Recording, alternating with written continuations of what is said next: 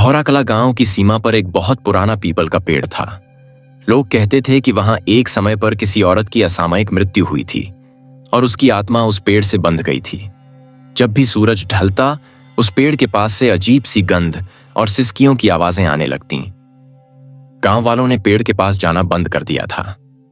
बच्चों को सख्त हिदायत थी कि शाम के बाद उस पेड़ के पास न जाएं। लेकिन कुछ बातों को जानने की जिज्ञासा कभी कभी जानलेवा हो जाती है।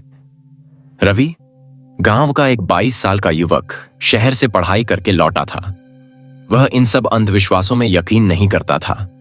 उसने गांव के बुजुर्गों की बातें मजाक में उड़ाई और कह दिया, अगर वहां कुछ है तो मैं कल रात उस पेड़ के नीचे सोकर दिखाऊंगा। गांव में सनसनी फैल गई। पंडित मोहनलाल, जो गांव के सबसे वृद्ध और ज्ञानी व्यक्ति थे, बोले, रवि, ये खेल नहीं है।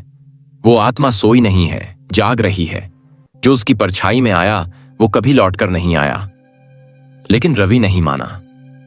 अगली रात रवि एक मच्छरदानी और टॉर्च लेकर पेड़ के पास पहुंचा। चारों तरफ सन्नाटा था। आसमान में बादल थे और हवा में एक अजीब सी ठंडक थी। रवि ने हंसते हुए वीडियो बनाना शुरू किया। देखिए दोस्तों, ये है हमारा भूत वाला पेड़ और मैं यहीं रात गुजारने वाला हूं। करीब 11 बजे हवा तेज हो गई। पेड़ की डालियां अजीब तरीके से हिलने लगीं, मानो कोई उन्हें झूलने के लिए पकड़ रहा हो।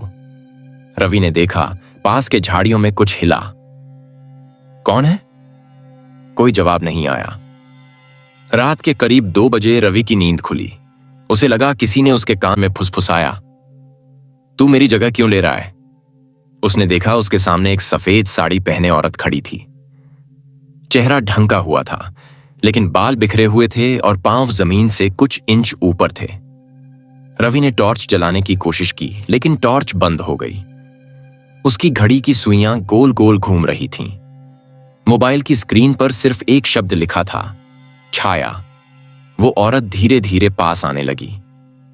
रवि पूरी ताकत से भागने लगा, लेकिन उसके पांव जैसे जमीन में धंसते जा रहे थे। उसकी सांसें तेज हो गईं और अचानक वह बेहोश होकर गिर पड़ा। सुबह गांव वाले रवि को खोजते हुए पेड़ के पास पहुंचे।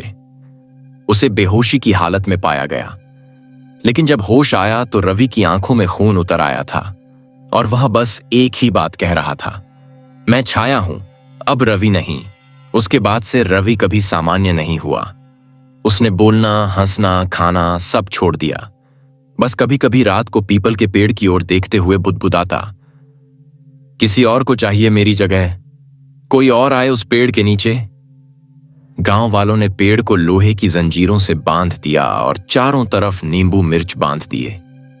लेकिन अब भी हर पूर्णिमा की रात उस पेड़ की परछाई किसी इंसान की शक्ल में घूमती देखी जाती है। कहते हैं वो छाया अब भी एक नए शरीर की तलाश में है। कभी कभी जिज्ञासा और अहंकार इंसान को ऐसे रास्तों पर ले जाते हैं जहां से वापसी संभव नहीं होती। कुछ रहस्य अगर रहस्य ही रहें तो अच्छा है।